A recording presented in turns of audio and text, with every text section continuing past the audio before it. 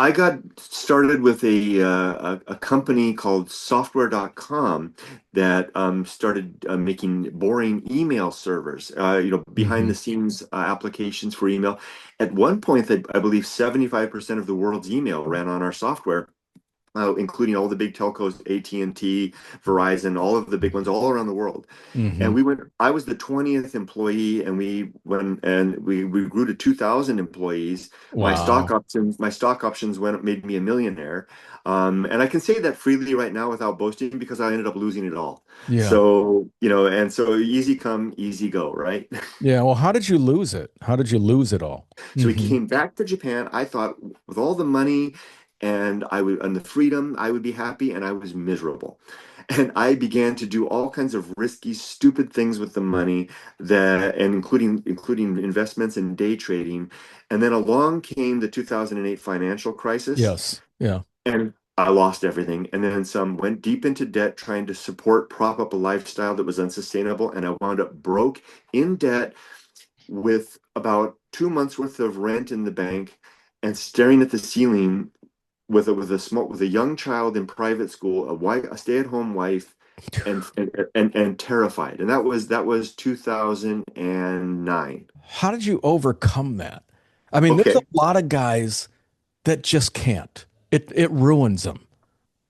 Well, thank you for asking that. You've touched on probably the most important and pivotal change in my life.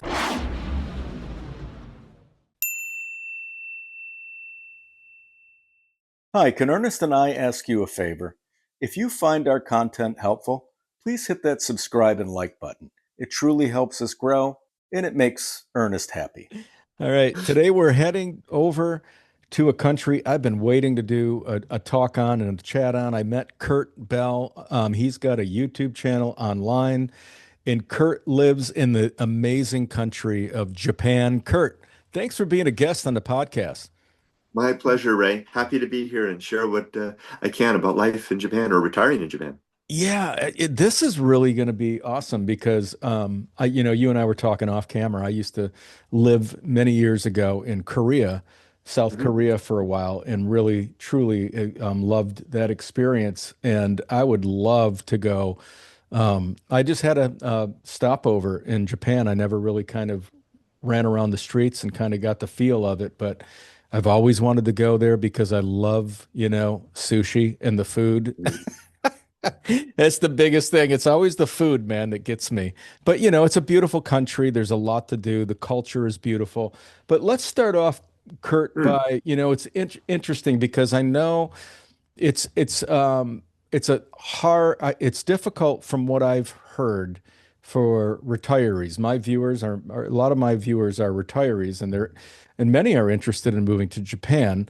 The question is, can they? So let's start out by you giving a little bit of backstory about you and where you're from, how you landed in Japan, and how you're retired there. Sure, no problem. So I'm Kurt. I'm be 62 in May, and I'm an American, born and raised in Southern California. I met my wife Yumiko. She's Japanese in 1987. That was, or 80, no, 84. I got to get it right. And we've been together all these years, and we've basically shared the journey of life, raised a daughter, pursued careers, strove, failed, did everything, became millionaires, lost it all, and then reclimbed back up. We've failed to the bottom. We've climbed to the top back together. It's been a long journey. And in the course of these almost 4 decades together, Yumiko and I have transferred wholesale between the United States and America 5 separate times. So what that means is that we have this rule every time we make the transition from one country to another, we get rid of everything. We allow ourselves 2 suitcases each, and we allow ourselves one box, with what we call photographs and memories, the stuff we can't part with. We, Yes. we and we basically start over. And like I said, we've had success and failure. So at times we've moved across when we were rich, and then following after we lost everything, we moved back across when we were dirt poor. So we've had a lot of experience starting from scratch in both countries, 5 separate times.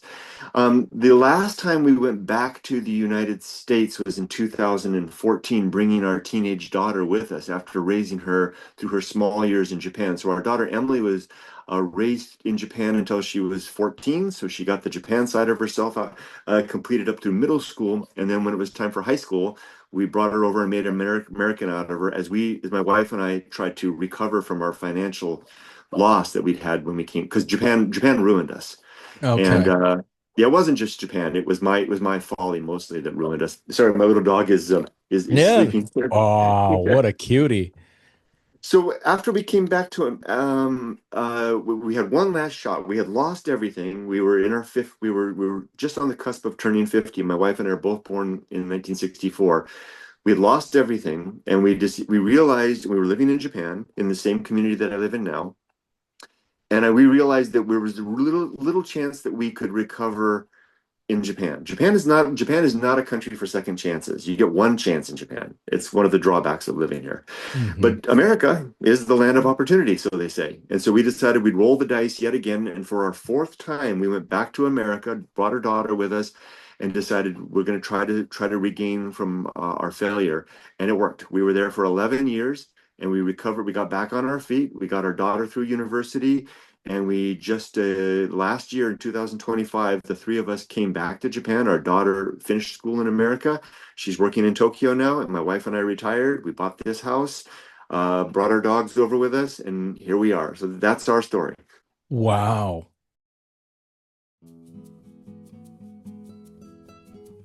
Feeling confused about where to move abroad, which countries you even qualify for, or what your real options are? You're not alone. This is where most people get stuck and where they often waste a lot of time and money going in the wrong direction. That's why we offer two simple ways to help, depending on what you need. First is the Ideal Destination Finder. It's a personalized assessment that looks at your lifestyle, priorities, and budget, and then shows you your top 3 countries. It's designed to help you narrow things down, avoid endless research, and reduce the risk of choosing the wrong place. And if you feel like you need more personalized help, you can also book a one-on-one consultation with me. I'll walk you through your situation, clarify which countries make sense for you, which countries you can actually qualify for, so you're not guessing. Both options are easy to find at adventurefreaks.com.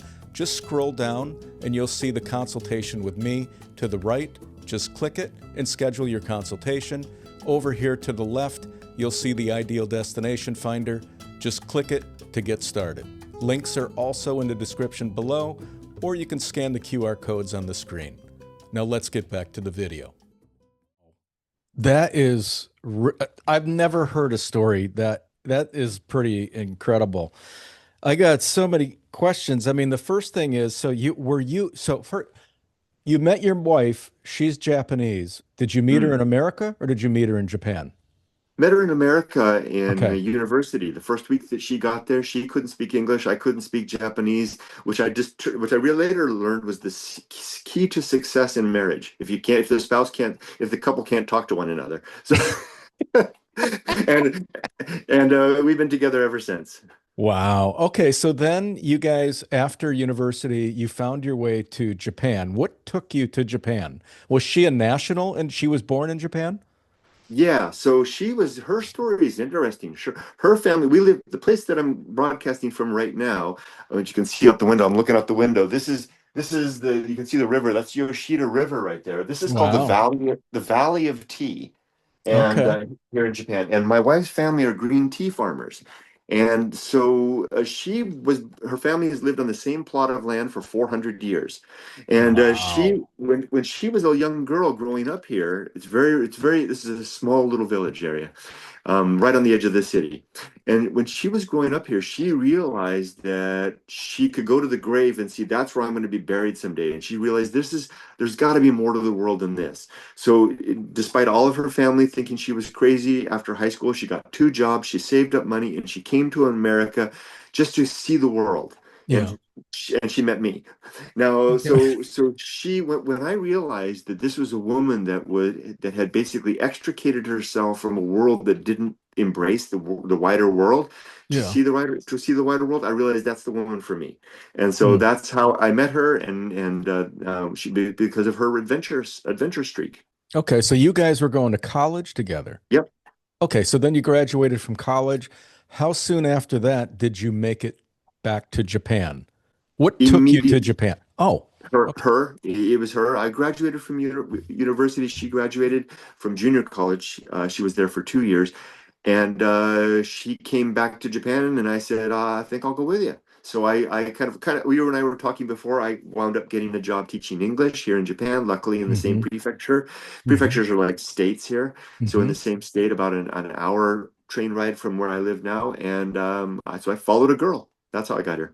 Okay. So how long did you teach English over there? For one year contract. And then Yumiko and I decided, my wife's name is Yumiko. We decided after the contract was done that we would go back. That was the second of our big five transplants. We decided that we would go back to America to start, and we had nothing. We each had our degree. We had our degree. We had a few $1,000s saved up, and we literally from a map. I told you that Santa Barbara is my hometown in Yes. California. Yeah. I chose that. I choose that as my hometown because it's where I lived the longest. But I'm always lived in California when I've lived in America, and we got a map out one day here in Japan, and we said, okay, well, as long as we're going back to America, we know it's going to be hard. It's going to be hard no matter. Let's pick the nicest spot we could possibly find, and that was Santa Barbara, the Riviera of California. And Hmm. we went back. I went back first. I bought a truck and I slept on the beach. This is before the internet. This was 1992. I slept on the beach every night, and I got the newspaper out with looking for want ads in an apartment. And I got a job and an apartment for $700 a month in Santa Barbara, California, a little one-bedroom place downtown. Yeah. And then once I got that set up, I brought Yumiko over and we started building our life. And then about a few years after that, we got into the dot-com bubble and we became rich, and which we eventually lost all of that. That was a Mm-hmm. Santa Barbara. Santa Barbara was a wild ride. Yeah, well, that a lot of people hit the dot-com bubble. They did quite well out there, and then a lot of people did lose. What were you guys involved in? How did you dive into I, that? I got started with a company called software.com that started making boring email servers, behind Hmm. the scenes applications for email. At one point, I believe 75% of the world's email ran on our software. Including all the big telcos, AT&T, Verizon, all of the big ones all around the world. Hmm. And I was the 20th employee, and we grew to 2,000 employees. Wow. My stock options made me a millionaire.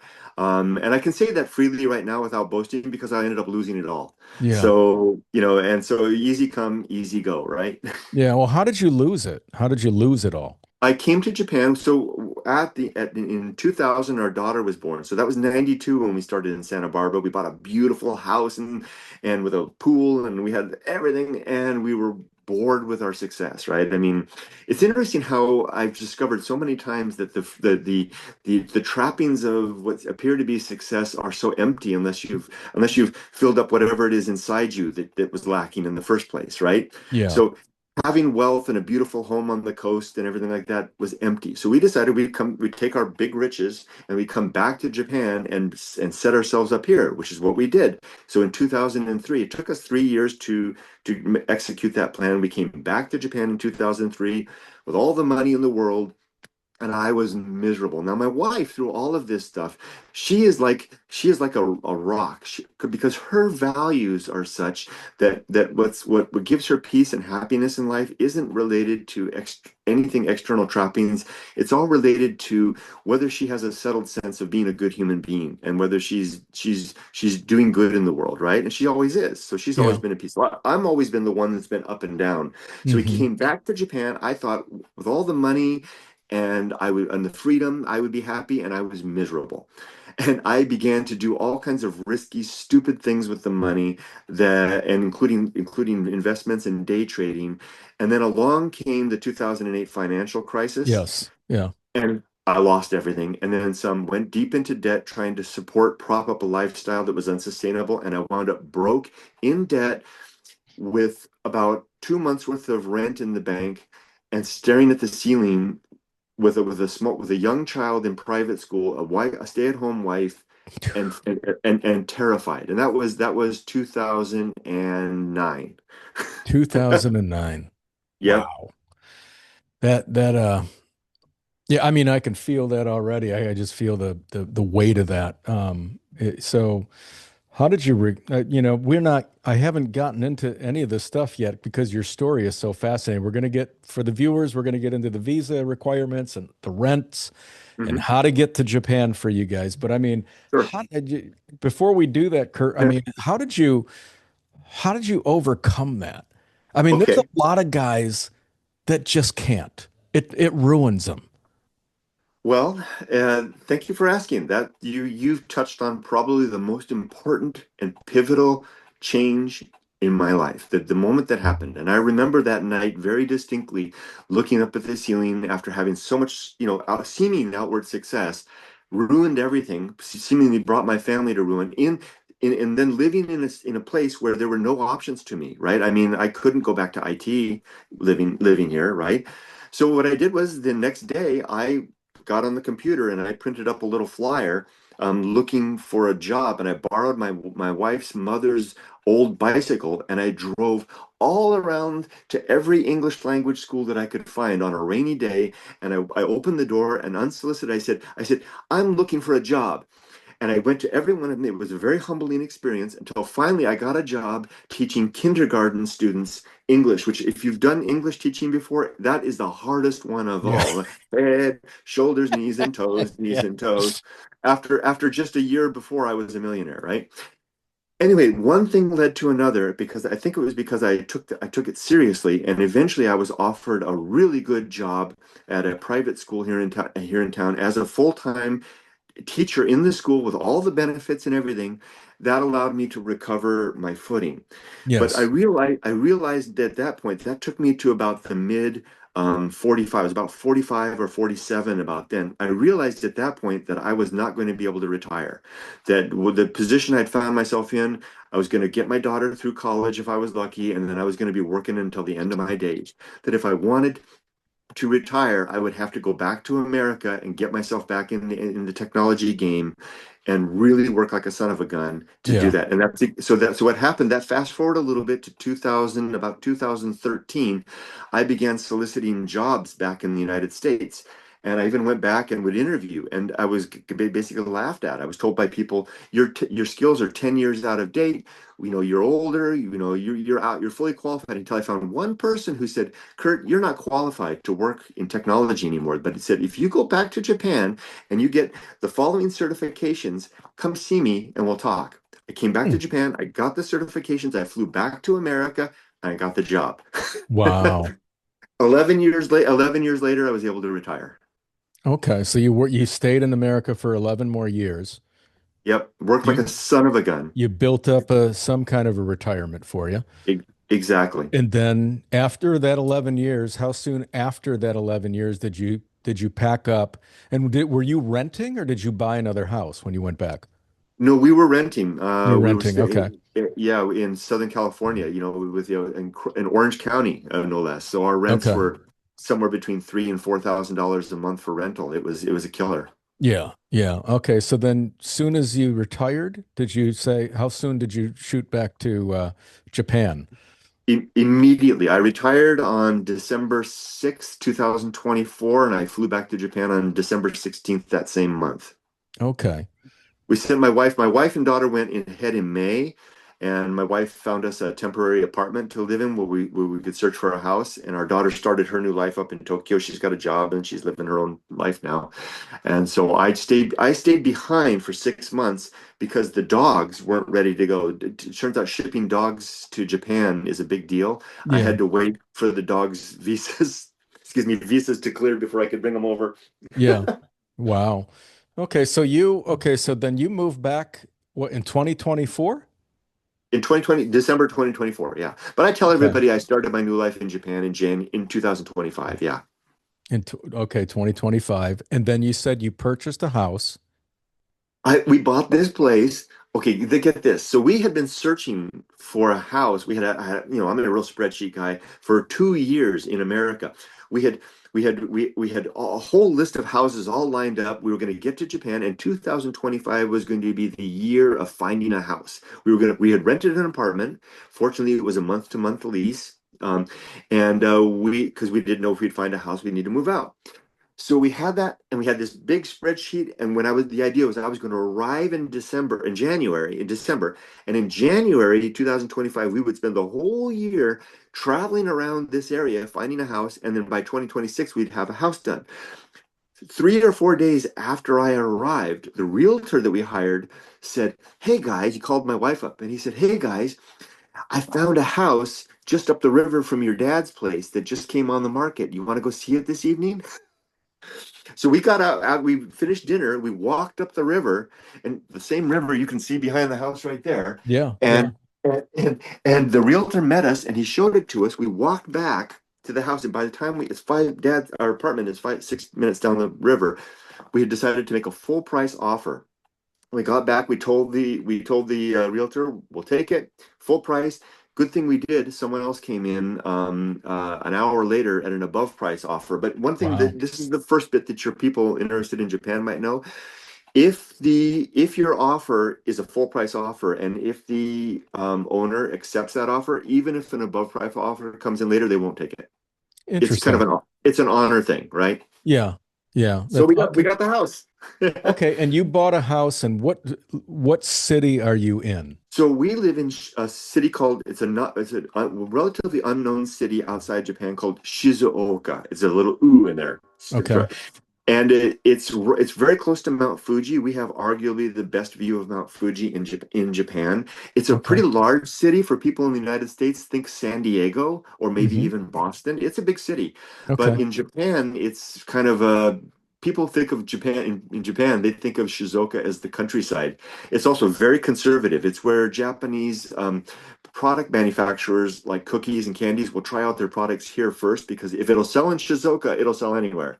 Okay. Yeah, I've never heard of Shizuoka, but again, I've never been to Japan. But what is it? What is the biggest city that it's close to that people can use as a reference That would be Tokyo. in We're Tokyo? 1.5 hours by bullet train from Tokyo is the biggest city. Yeah. Okay. Yokohama is an hour away. Okay. So the bullet train, how fast does the bullet train go there? Oh, real fast. I think it's like 250 miles an hour, 200 miles an hour. And yeah, if you ever come through, Wow. if you ever come to Tokyo and you take the train, as everybody does, takes the train from Tokyo down to Kyoto, when you're looking out the train and you're seeing Mount Fuji, you're in Shizuoka, and Hmm. you're flying past my house. My house, the bullet train passes about a mile south of me here. Okay. Well, let's stay on housing for right now because before we Sure. get into visas, just because we're talking about it. For the people that need to rent something, Mm, um, people that are interested in moving into Japan and they're going, okay, but I'm thinking in Tokyo, it's going to be quite expensive to live there. In Shizuoka, where you live, mm, what do rentals go for? What do houses selling for out there? Because I heard that there is some issue with a population decline in many cities throughout Japan, mhm. which there's a lot of housing that's incredibly affordable in a lot of these Yes. places. So what can you share about, what housing is going for if you purchase it in your area, and what do Mhm. rentals go for? And even in Sure. Tokyo, if somebody were to rent an apartment in Tokyo, what would they pay? Yeah. So keep in mind, everybody, when the numbers that you're going to hear, we're currently around a pretty high, extraordinary 100, around 150 yen to the dollar right now. It's not quite that, but it's around that, which is not the normal. Normally we're down around 110 or 100, but I think it's going to be here for a while. So these numbers that I'm going to give you, you can probably take to the bank for at least for a while. So given that amount, an apartment here in Shizuoka, you can let's say the way that they size apartments here is you'll hear things like 1, 2, or 3 LDK. Let's talk apartments first and then houses. Okay. So if you hear a 1 LDK, that means it's Hmm. a one bedroom, living room, kitchen, dining room. Okay. separate. If you hear a 1DK, that means you have a bedroom and a dining room kitchen combined. Hmm. Okay. There's also one little place you just have one little room and it's all right there, and those are really, really cheap. Yeah. But so most retirees, I would imagine, if it's a couple, they're going to want at least a two LDK, a two DK or a two LDK, right? Okay. Depending on what they're separate, a room to sleep in and a room to live in, right? Hmm. If you want to come to here in Shizuoka, you could find a very nice place, safe and convenient for about in Japanese, it would be they would say Kyuman en, which is 90,000 yen, which is probably $500 a month. Okay. Yeah, That's for a two-bedroom apartment. yeah, for And, two bedroom. and that's a nice one. Okay. And that's it, these apartments, do they only have one bath? Do they have two baths? Though almost exclusively everywhere in Japan, you'll always have one bath. It's extraordinary to have two baths. Okay. Okay. All right. So then how about Tokyo? If you wanted I to would, live in the big metropolis of Tokyo, what are rentals going for there? Any idea? Well, your daughter uh, lives there, right? yeah, she does, and I frankly I don't know what she pays. I would say at least double, at least. Okay. So if you can get a one bedroom in Tokyo, which I would compare that to something like New York City, that's really cheap. For It is. if you're paying $1,000 a month for rent for a one bedroom, I mean those are anything in Manhattan nowadays is like a one bedroom, 5, 6,000. For a little voice inside me is complaining and telling me, Kurt, you've got this wrong. No. I would say probably a safer bet if you're actually in the city within around the Yam. There's this big line that goes around Tokyo called the Yamanote line. If Yeah. you're around the Yamanote Center line, I'm going to say probably a better bet is $1,500 a month. But the thing about Japan, Tokyo especially, is the railroad system and the train system is convenient and everywhere. And if you just go 20 minutes outside of the main city area, then you're kind of approaching to where I live now. So a thousand Mhm. is probably more realistic. Yeah. Okay. Actually, I'm looking on Numbeo right now. And it's saying on Numbeo that you can find one bedrooms in the city center at 700 a month Oh, and I'm sure you can. one bedrooms outside of the city center for 500 a month. So the range is 700 to 1700 in the city center, and that's a one bedroom.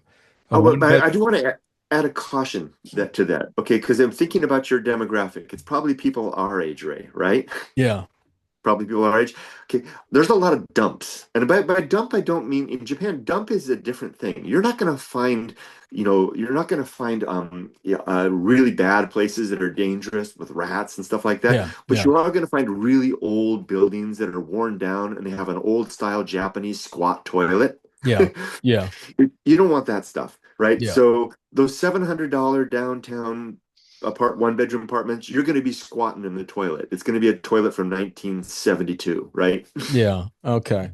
Yeah. So you're not going to have the amenities that you're accustomed to back home. Exactly. You're not, you might not be, it might be great if you're 24 years old and Sure. you're, but Yeah. if you're 64 years old, you might want to sit on the toilet. Yeah, it's a little different. All right. Well, that's so now getting into real estate. You bought a house. What are Hmm. houses going for uh, um, in your area? And from, the information that I shared about all of these towns, is that accurate about a lot of towns in Japan are losing people? And Yes. there is a population decline happening there. And now I've heard they're almost giving houses away in certain areas of Japan. Is that accurate? It's true with caveats, and Okay. they're not it is true, and I'm witness as proof that it's true that you can come to Japan and you can find a beautiful home, well made, in great order, in very convenient. Our house, I'll use my house as an example, and then we'll talk about the broader Okay. picture. The reason that my wife and I jumped on this place, was not just because it's in the same community where she grew up and our daughter grew up. It's also because this is a very desirable place to live. We have two train stations for two separate railroads within 10-minute walking distance, grocery stores, doctors' offices. Behind us is the Prefectural Art Museum and Park, and the Prefectural Wow. University. And we have Family Mart, 7-Eleven, Lawson Station, all within a mini stop, all convenience stores within walking distance. This is a great place to live, and it's a really desirable area. So when we found this Mhm. place and we realized what it was, we grabbed it. So you can get a really nice house in Japan for a song. We paid a 9 million yen for this house, Mhm. and then the which is about $65,000. Okay. And then the owner, and this is really common, the owner, which is the daughter of the woman that owned the house, and she knocked 1 million yen off, which is about $6,000 off the price, if we would accept it as is with the furniture. So you can see like some of these two dressers, they came with the Oh, house, wow. which was great Well, it's for a couple that's coming to Japan with two it's suitcases. We didn't have perfect. You're a anything. minimalist. You Yeah, always travel back and forth with two suitcases. So they took money off and they gave you furniture. right. So we It's got this place all in for this 8 million yen. And wow. that now watch out, in Japan, sometimes the purchase price doesn't include the land. Yes. So watch out for that. So this does indeed include the land, and this house is on the city sewer system, city water, all electricity, so you're not have to worry about septic or stuff like that. And we had it professionally inspected after the Yeah. fact because we didn't want to miss the deal, and it's in good shape. So that's what I heard. And I talk to people all the time about living all over the world. And I've heard nothing but remarkable things right now going on where you can but pick up really nice homes in Japan all over for $50,000, which is when you think about the cost of housing in the United States, it's mind-boggling, Yeah. especially when you can get something that's move-in ready. And like you said, you're so centered around all of these wonderful amenities on top of it. I mean, when you buy a home in an area like that, it triples the value in the US. So it's like it's so that's so it sounds like it's really affordable. So now, Kurt, we broke that down. Everybody who's watching, they're going, man, I want to move to Japan. I Right. love the food, love the culture. It's very affordable. Can they retire there? Hmm. Well, that's a very broad question. So let's see. Yes, it is possible, again, with caveats. And I hope I gave Yes. enough caveats about the houses, because the houses, if there are things to watch out for, I won't go into too much detail, but you can get yourself in trouble in a house here if you're not careful. So let's just say Okay. that it's not all perfect. You can wind up with a dump if you're not careful. But back to the can you retire in Japan? Japan is a lot like Willy Wonka's chocolate factory. It's a great place to go if you can get the golden ticket. Okay. Okay. I love this analogy. Yeah, and the golden ticket is the visa. Now, the problem is Japan is a difficult place to get a visa. They're Yes. making it harder. There's a global, I'm sure everybody's well aware, there's a global phenomenon going on right now, which is basically, beware the foreigner. Yes. Let's tighten up the borders. And Yes. Japan is undergoing that right now, and Okay. it's only getting harder. So right now, the ways that you can come to live in Japan are as follows. The easiest way, assuming you're not Japanese, the easiest way is if you're married to one, Okay. right? Because then by nature you can have a spousal visa, and no questions are asked. Basically, as long as you're not a criminal or something like that, Hmm. don't have a bad past record in Japan, you'll get a visa, and you can work, you can live, you can stay. The spousal visas are good for anywhere from 1 to 3 years, and if you do it for a couple of times of renewals, then you're eligible for what's called permanent residency, which is Okay. like in the United States having a green card. Okay. You're here for good. Let me ask you a question about that. So, if somebody marries a Japanese woman in the United States and she was born in the United States, but let's say her grandma and grandfather are from Japan, could she, could they both move and live in Japan based on that info?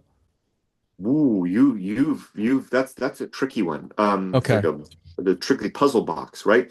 The answer to that question all depends on her citizenship. Is she Okay. or he, if it goes the other way, are is the Japanese the person of Japanese descent, are they actually a Japanese citizen? If Okay. yes, if yes, they can do that. If not, if no, then they can't. Okay. Okay. And I'm wondering how easy it would be for somebody who was born in the United States, let's say their parents are Japanese. I'm guessing it would be pretty easy for them to become a dual citizen and get citizenship in Japan if their parents were born in Japan. But if their grandma and grandfather were born in Japan and then came over, and then their parents were also born in the US and then they were born, I wonder how So if challenging. Okay, what the first scenario you described my daughter perfectly. My daughter was born in in California of a Japanese mother and an American father, and by she automatically became Japanese upon birth, and then she's also, of course, American according to the way that the way that we what is it called, birthright citizenship, right? Okay. So Emily was using my daughter as a case study. She had two passports up until age 24, I think, or maybe it's 22. In America seems to be okay with this, but Japan says by age 22 or 24, you have to decide. Pick one. Okay. But but currently Japan is not enforcing that. So as long as you Right. don't bring it up, if you just don't bring it Sure. up, Yeah. then they're Yeah. not going to ask. Yeah. A lot of countries are like that. They don't they But if don't they don't but like as dual to citizenship, and but then they'll say you can't, we don't support any kind of dual citizenship, so you have to revoke one. And but they don't check. And a lot of right, people. but if you bring it up, they might. So, but as Right. for a grandchild, I don't know. It would again depend on if the parent was a Japanese. If the parent is Japanese, then the child becomes Japanese automatically. Okay. All Now, right. what can I add one caveat to that? Yeah. If and this because there's a lot of people out there like that. Let's say, for example, if my wife had renounced her Japanese or had become an American when Yes. we were living in America, Japan automatically, upon the moment that she becomes an American citizen, Japanese law sees her as renouncing her Japanese citizenship. Yeah. She's no longer Japanese, and so she can't come back as a citizen, and nor can I. Okay. All right. Okay. Great information. Okay. So that's the marriage route Right, and citizenship kind of by descent route. What other right. ways do you know that people can move to Japan today and obtain a visa to live there? So there's also you can have and this is changing. This is in the process of changing right now. There's you can start a business, and you can get a business manager visa, which means that you're basically doing something here, operating a business of some sort, and Japan wants you here to help foster the economy. That's undergoing huge changes right now. The laws were just passed last year, which are going to make it a lot harder for people to have those visas. So that's still on the works. But right now, it used to be up until last year that if you had a 20, 30, $40,000 bankroll, you could come to Japan and start a business and get a visa to live here. But now that's going to be more like 250 to $300,000, and you're going to Hmm. have enough money to hire a full-time Japanese person on your staff. So that's getting a little bit harder, but you can still do it if you've got the cash. If you got the cash. So you need money to do that. Now, are there any other avenues that you're aware of for the viewers watching going, I really want to get there, but it doesn't sound like there's anything available yet? There are, there are, there Okay. are. One of the most common routes to stay here long term is what's called permanent residency, where you basically get a green card to live in Japan. One way to get that is to come here on a working visa and be a good participant in the society. What I mean by that is don't get in trouble with the law, pay your taxes, pay into the pension system, pay for your health insurance.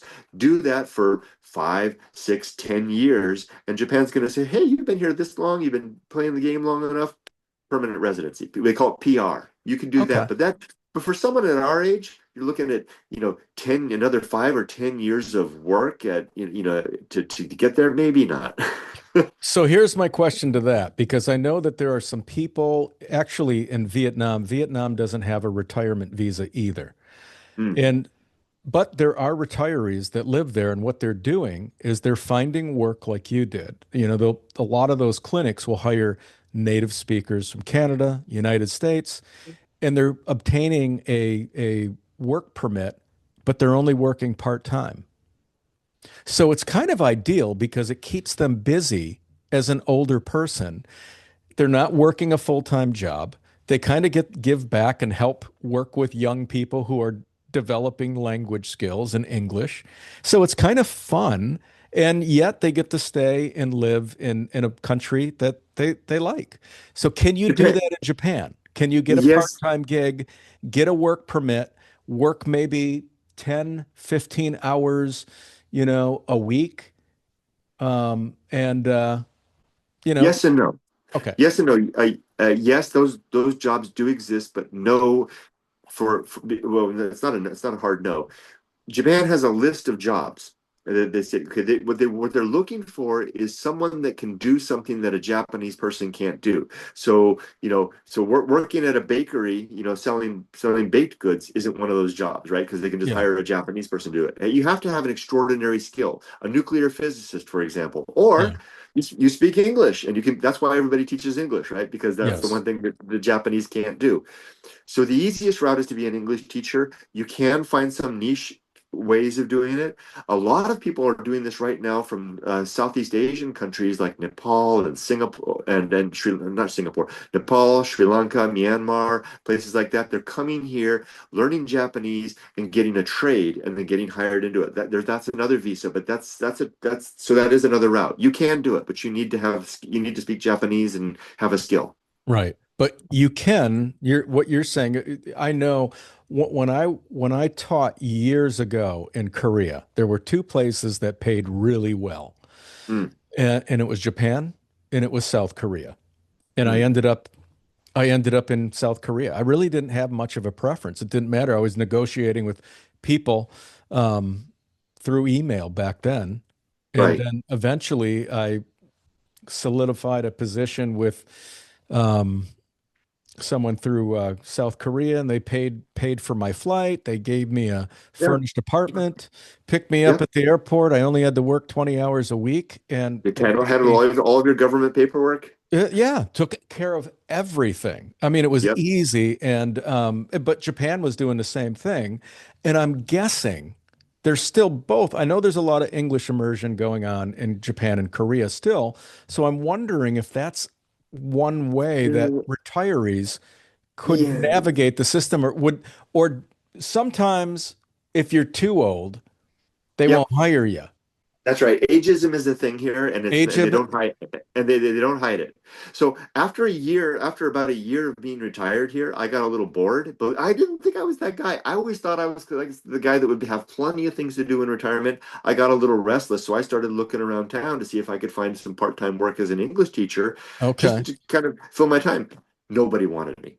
And Wow. I know it's because of my age. Because part of the reason is there's it's a dearth, is that the right word, of 24-year-olds who want to come to Japan and teach English, and they've got the energy and the youth and the appearance for the head, shoulders, Yes. knees, and toes. And so you can find it. There are niche places for people like us to teach English. It's just not your everyday. They call it an eikaiwa here. There's not your everyday eikaiwa. They want a 24-year-old that's going to come in, stay for a year or two, and then be gone. Yeah. Yeah. I suppose you'd have to find an area of Japan where a lot of young people won't go. And then if a Yeah. retiree hones in on an area like that, they may be able to find some work. Oh, okay. I can give your folks a tip about how to do it. If you go online and you do Google and you try to find English teaching jobs in Japan, you're going to find Interact and some of the big companies, and you can send them an email. And once they kind of get a sniff out that you're an older person, they're probably going to tell you no, thank you. Yeah. Another way to do it is to look for English schools, and you can just do a Google search in the city where you want to live. And they all have it. Just go to their website. They'll have a contact email address and send them an email and say, hey, Yes. I'm a reliable person. They're probably not going to hire you on the spot, but they're going to keep your email. And then a year from now, when they're having trouble finding somebody to live in the middle, in the place that nobody else wants to live, they're Yeah. going to reach out to you and say, hey, let's talk. Well, I would think too, there are a lot of retirees out there or people on the verge of or retiring that do have, a master's degree. Some of them Yep. have taught, some of them have teaching certificates. So they know how, they have all of this tremendous experience that I remember was, they welcomed me in with open arms in Korea because I was one of those guys. I had the masters. I taught on both the university and lower level of high school. So they loved me, and everywhere I was being pulled in so many different directions in South Korea because people are going, "Hey, can you come do this? Can you do that? We're doing a voiceover thing. We need somebody to help us do some voiceover. We'll pay you this." I didn't even have to try Right. to find work. It was incredible. Ray, all of what you're saying is absolutely true once you're in the ecosystem. Once you're part of this environment and you start networking and connecting, all of that happens, but you have to get here first and get established. And Yeah. unfortunately, knocking on the door of the big English schools isn't going to work because what they're not after the boutique people. Like there's a lot of people that do want to talk to people just like you described.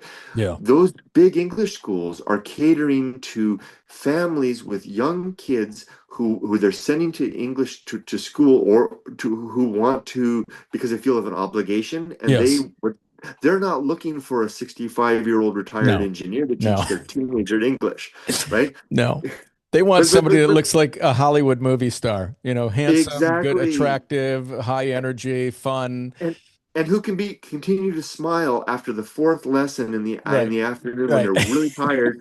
You and I would be like, oh, like this. Well, that's But what you said is actually, but in terms of once you're here, then you start making a network, and then you can start meeting at Starbucks twice a week with a retired Japanese university professor who wants to keep up on his English and is already speaks fluently. yeah. He'll gladly have coffee with you and pay you 3,000 yen to sit with him for an hour. That it Yes. totally exists, but you got to Yeah. get there first. Well, that's another thing. I mean, somebody was telling me there's all these privates going on, and then all of a sudden, like I said, if I would have stayed in South Korea, I would be set. I mean, financially, because there was so much money at the time being thrown around. And then I was doing privates, and people would just pay you to sit down with them for an hour at a coffee shop, and you just talk to them conversationally about any topic.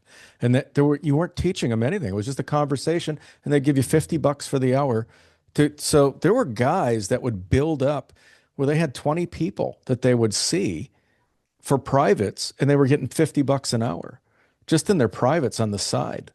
Um, so yeah, it sounds Japan is set up pretty much the same way as South Korea is. Can I can I add something to that? That what you just described is absolutely true, and it really works out great once you're retired. You can come and then you can enjoy life, and you can have those little gig things going on. But Yeah. to try to, and this is the message mainly for the younger people, to try to build and sustain a family, and then build a net wealth portfolio that you can then retire on later. That's a little harder to do in Japan because the income potential is there's a ceiling on it. It's not Okay. like United States where you can apply yourself in a disproportionate level and get disproportionate returns, right? Yeah. Japan just doesn't seem to work that way. You can work really, really, really hard here and still wind up with next to nothing. Yeah. Okay. Yeah. But once you're retired, then that next to nothing is just bonus on top of what your stable foundation. Yeah. Yeah. Okay. All right. Well, let's talk a little bit about some of the costs now. So, okay. All right. So you ended up buying, you can get a rental out there for 500 a month. Yep. Okay, so what are for the viewers watching, what are utilities? Let's break down utilities for them to give them an idea. How big is your house? Is it a two, three bedroom house? It's a four-bedroom house. You got a four bedroom house. Okay. And for get before we break down utilities, what's the weather like year round there? I would call it like it's very mild climate. No snow. There's snow on the mountains. It's very mild and not cold, not but it's hot in the summertime, but not cold in the winter. Is it like an eternal spring type weather? Yeah, not like Southern California. You definitely need a jacket in the winter, but Okay. it's pleasant all year round. What do you think you average per month for utilities? I averaged that out with my wife, and I think all in for all of our utilities is about $100 a month, maybe $120 a month. Okay. And that's That's electric and that includes water. water, electric, and gas. Okay. And you guys do have gas. Yeah. Is it a propane tank that you got to No, get or? Okay, so no, gas is city connected. city Okay. gas. Yeah. So 120 a month is the high for everything. That's really fantastic. How about cell and Wi-Fi? I think we're paying about $60 a month or something like that for the two of us. And she's got me on because I'm a YouTube guy. She's got me on the highest plan. Okay, so that's your Wi-Fi. Your Wi-Fi alone is 60 a month, approximately. I think so. Yeah. Okay. All right. And then how about your cell phones? Okay. Cell phone's about the same, I think. Yeah. Okay, so for both of you, it's 60 for both? I think But I think so. Boy, okay. I wish I wish I have my spreadsheet. Yeah, no Uh, worries. yeah, it's. Oh, well, let me tell you this. Everything, all in, all expenses, health insurance, everything is $550 a month. That's what we live on. I mean, that's not what we live on, but that's what it takes to sustain us month to month. So you are all in because you must have bought your house with cash. That's right. So you paid cash for your house. You don't have a payment on that. And all in, are you talking groceries, utilities? Everything. Everything is 550 a month. Yeah, And you're living in a four-bedroom house. that's right. Yep. All right, and you're okay. Wow. That's impressive. And that includes health insurance, full coverage, medical, dental, prescriptions for both of us. That okay. We're gonna cover health insurance right at the end because that's fascinating to me. Do you guys go out to eat often? And how much is a meal at a restaurant? Yeah, we eat out a lot and Okay. mostly just for fun. I would say, and a lot for us, when we were raising our daughter living in California, we would limit ourselves to maybe two out eating out twice a week, maybe on the weekends, just because it was so expensive. But Hmm. we eat out whenever we want, and it's at least 5 to 10 times a week, Oh and wow. incredibly cheap. The restaurants are really good. We had dinner at Sukiya, we really like and is really cheap. And it was for the two of us. It was 1,850 yen, which is about $12 for the two of us Okay, for a so very filling meal. for $6 a piece. $6 a piece and no tip. And that's a nice, is that a nice restaurant or a typical restaurant? It's a fast food place. Okay. If you want to go to a nice restaurant, if we go to a nicer restaurant, we're coming out at 3,500 yen each, which is going to be $17 total, something like we can eat really well for $10 a piece. Go to a really nice restaurant for 10 to $12 a piece. 10, okay. All right, that's great. And what do you eat? I mean, what do you guys mostly order when you go out? Well, yesterday for lunch, I was downtown. I went to an Indian place, and I was alone, and I had their curry and what is it called, the tandoori chicken special lunch. Hmm. It was a big thing of tandoori chicken, a bowl of curry, salad, Hmm. dessert, a drink, and a big thing of naan with refills. All the more naan you want, and that was 1,400 yen, which is what, $8.50 Okay. All in a right. really nice restaurant. Yeah, wow. And I love Indian food. That sounds yummy. All right. Okay, so what do you do for entertainment, Kurt? What do you do for fun there? So my wife and I are really into our home, and we during the week we have a huge garden that goes. There's the river behind the house that goes all the way to the garden. It used to be a rice field a long 70 years ago, and it was basically overgrown for 70 years. And when we bought the place, I've been slowly recovering all the land, and we've got a bamboo forest. So I spend all my time in the garden Okay. during the week when I'm not doing other things. And then on the week, my wife is very much into remodeling the house. And on weekends, we go antiquing together. So Okay. we go to different parts of, we bought a car when we came here, and we drive to antique stores, and antiques are so cheap. You can get really beautiful antiques, and we're slowly furnishing our house in a Meiji era, which is the era of the 1912 to 1926 period furnishings. So Ooh. we're into antiquing Yeah, that's fun. and That's really gardening. fun. Yeah. I'm guessing though, because this town is a little bit unknown, that and correct me if I'm wrong, do you need to be able to speak Japanese to get along in that community?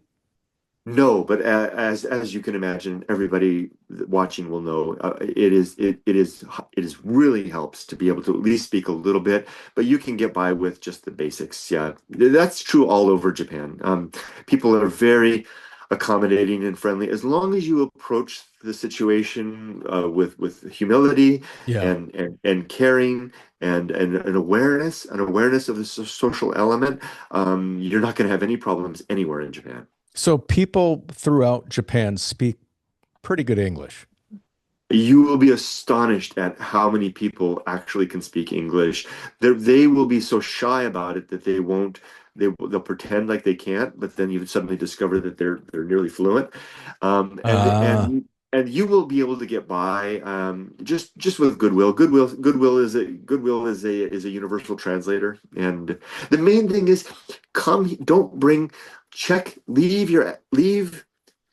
Japanese are so subtle and so humble and the main thing that they want is peace and harmony. And yes. if you can just remember that and try to abide that as much as you can, think about others, you're going to have a wonderful time anywhere you go. Yeah. Yeah, that's well said. That's very true. Good information. All right, we you talked about you guys ended up purchasing a car. I was going to ask you about transportation. You said you're close to some train stations. You said one is a bullet train that goes over 200 miles an hour. Yeah. That's fast. I don't think I've ever been on a train that fast, ever. So that would be, Imagine being on a jet airplane taking off at the runway, but it just never takes off. yeah. It would be a little scary. I mean, has there been any accidents or are they pretty safe? There There hasn't. It's the bullet train is 60 years, 61 years old, and there's never been a fatality on it. Wow. And Okay. it is not scary at all. When you're riding in it, it is smooth and it's not loud. And you look up, unless you didn't look out the window, you wouldn't really realize you're moving so fast.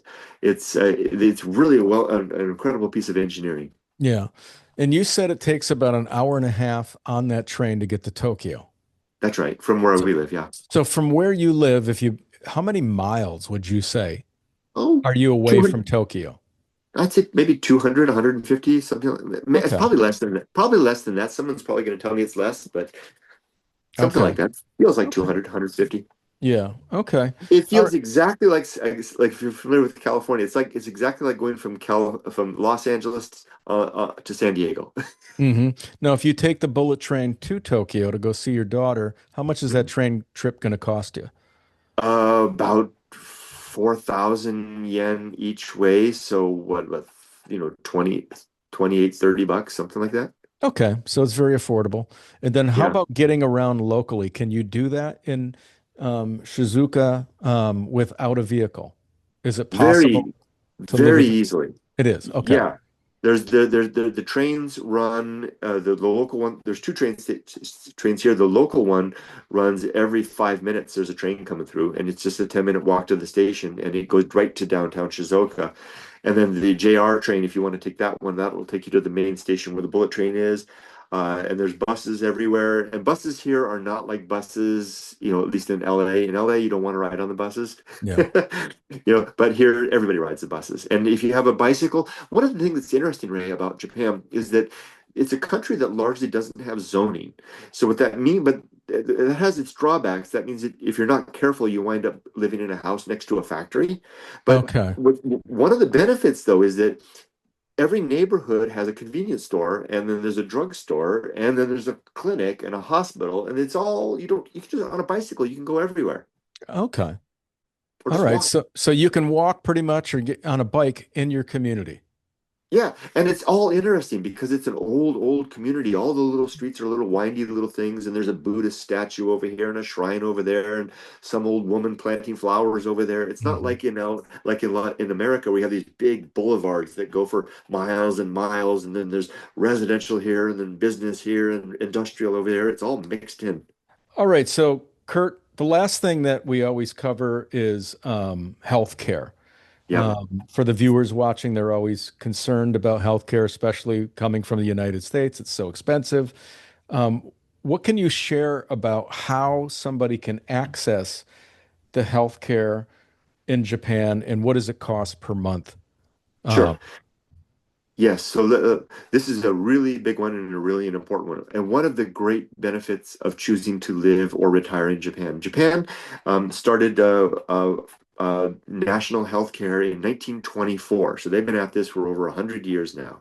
And they have got this dialed in and figured out. So the Japanese government controls prescription rates, and there's like standardized costs for all procedures, and et cetera, et cetera. So that manages costs. The way that it works is that everyone that lives here, whether you're a citizen or a resident, you have to participate in the national healthcare scheme. mhm. From and that scheme, so to speak, which it's not that scheme in the negative sense of the word, will cover about 70% of your cost. So of all costs. Now, but that sounds like you might be left with a big bill at the end, but typically that's not the case because the government manages all of the other costs, and there's a cap. So you're not going to go broke in Japan, even if you have the default scheme. You're not going to go broke in Japan because of, a major illness, because there's that cap. Okay. Um, since everybody participates, um, um, it's very simple. It's not a matter of like showing your prescriber, your Blue Cross or Kaiser Permanente card. You simply go to, and you can go to any doctor you want. You don't have to go to a general practitioner first. If you think you've got an eye problem, you go see the eye doctor. If you think whatever it is, you go see the whatever, right? Wow. Uh, and then you just show up, and they're everywhere. Clinics are absolutely everywhere, I would love that. and it's not long waiting lines. You if you're experiencing a long wait at the clinic, it's because that's a popular doctor, and a lot of people want to see that doctor. You can Okay. just as easily find another doctor somewhere else that's not this long lines. Now, if you want, you can buy supplement. There is a private insurance market, and that is for the supplemental insurance to cover the 30% that's not covered with the standard 70. So if you want full coverage, pay a little extra for the supplemental stuff, and you can be covered all around. Okay. Premiums. So premiums, your first year in Japan, your premiums, well, even if Elon Musk decides he wants to come, premiums are varied. But even if Elon Musk decides he wants to come and live in Japan, he's going to get the bare bottom premium his first year, because premiums are based upon your prior year's income. Okay. So since Japan doesn't know anything about your prior year's income during your first year, they give you by default the lowest one. So a lot I of see. foreigners, when they come to live here, they're shocked and amazed by how low the price is. That's because Japan hasn't yet figured out how much income you have coming in, and so so that's the case. So after your first year is here and you report your taxes, when you report your taxes to the Japanese government, the tax office will report to the municipal office in your city how much money you had, and then they will reassess your monthly premium and adjust your bill. So your bill will Okay. probably go up. But I got a catch for you. Those of you that retire here on Social Security, Japan doesn't tax Social Security, Okay. American Social Security. It's off limits due to the tax treaty.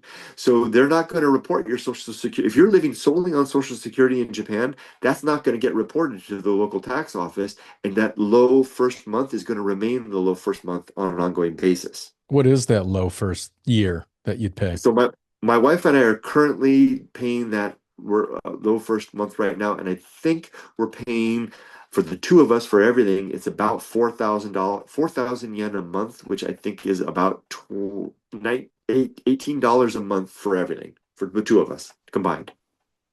Wow. All right. So, and if that goes up, usually some people it goes up based on what they're making. Yeah, so if you come Okay. in, if you're making like a middle class salary, you probably are going to be paying, well, like 400 to $500 a month or something like that to support for a whole family, right? If Yeah. you retire just one or two of you, then a lot less than that. So I see how easy it is now to live on 550 bucks a month. Yeah. I mean, it's not hard. And I mean, you can live well. Like you said, you can go out to eat quite a bit every week and still stay below a certain margin, especially when you buy your house. We're just living on my pension right now, and we're starting Social Security this year, and so we're living on my well, just my pension right now, and we got I don't know. I hope this doesn't sound like bragging, but we got more money than we know what to do with, Yeah. and we haven't even started Social Security yet. Well, no, I mean, you set yourself up in a way that's very strategic and you're fortunate. You married a national from Japan, and that Hmm. really helps you. And then you get to go live in this community or in this country that's really beautiful. And now, it's there's plenty of housing around that's very affordable. So for a lot Right. of people coming out of the US, they could take a bit out of their 401k and put cash down to buy a house and live easily on 600 a month. And that's exactly what we did. So the thing that I didn't tell you when I gave you my back history was there was one piece of the puzzle that I didn't mention that's important in all of this.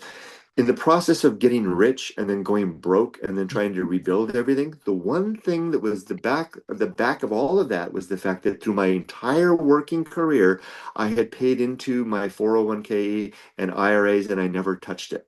So Okay. that when I say I lost everything, I wasn't counting that because I wasn't thinking about it. It was like so far back, IRAs and 401k, I wasn't even thinking about it. It Sure. wasn't until I approached retirement that I dusted off all those files and I realized, wow, that damn compound interest had done wonders in 40 years, Yeah. right? That gave us the nest egg to buy a house, buy a Yes. car, and get Yes. established here without having to incur any debt. Now, Yeah. again, and also I wanted to add, when I said that we have more money than we know what to do with, I feel a little embarrassed to say that because it sounds like bragging. It's not a lot of money. My pension isn't a big pension. It's just that Yes. Japan demands so little of it that it leaves plenty of money left over for us to take care of our daughter. She's grown, but we can help her out, to Yes. take my wife's family out, to help my father-in-law, et cetera, et Yes. cetera. So it gives us the Yeah. money to do the stuff that's important to us. Sure. Yeah. And I think it's context too. It's like there's a lot of guys that only have Social Security and they struggle and their Social Security may be 1,500, 1,800 a month. And Hmm. they just struggle in the US and then they discover someplace like Cambodia. Yeah, And then all of a sudden, wow, they can go live in Cambodia on 1,200 a month and live very, very well on 1,200 a month. right. And now, 1,800, they're banking another, 600 every month. They're not touching 600 of their money. So they're saving money and you're borrowing money in the US when you're when you have 1,800 trying to get by. I mean, rentals go for, I mean, in small cities today, like 1,500 bucks a month. So Right. it's And I wanted to say this, I'm aware of a lot of stories like you've described that people have found their way to places where their money can go further. What I would like, if I could put on my salesman hat for Japan, if you can find your way to retire in Japan, and I know the entry is a little bit harder because they've made it that way. There's a lot of benefits to living here. Probably the biggest one, of course, is first world infrastructure, yes. all around. and also a very, very strong relationship with, if you're coming from the United States, very strong relationship with the United States, tax Hmm. treaties, all kinds of stuff that really facilitate. Like right now, I'm doing my first taxes since I came back, and Okay. the taxes are very complex because my money all came from America, right? And America wants its due, and Japan wants its due. But tax treaties are working are helping to make sure that I don't get double charged in any Yes. case. Yeah. Yeah. And you mentioned there's a taxation treaty between Yes. the U.S. and the and Japan, so they don't tax your Social Security, which is really terrific to hear. Now, I found your YouTube channel. Tell everybody where to find you on your YouTube channel. So he's got a great YouTube channel, guys. Anybody interested in learning more about Japan and living there, check out Kurt's YouTube channel. What is it, Kurt? Thank you. All you need to do is just go into any browser and just type the one word Softy Papa, SOFTYPAPA, one word, and you'll have everything that I do. Is everything, from YouTube channel to everything will be listed there.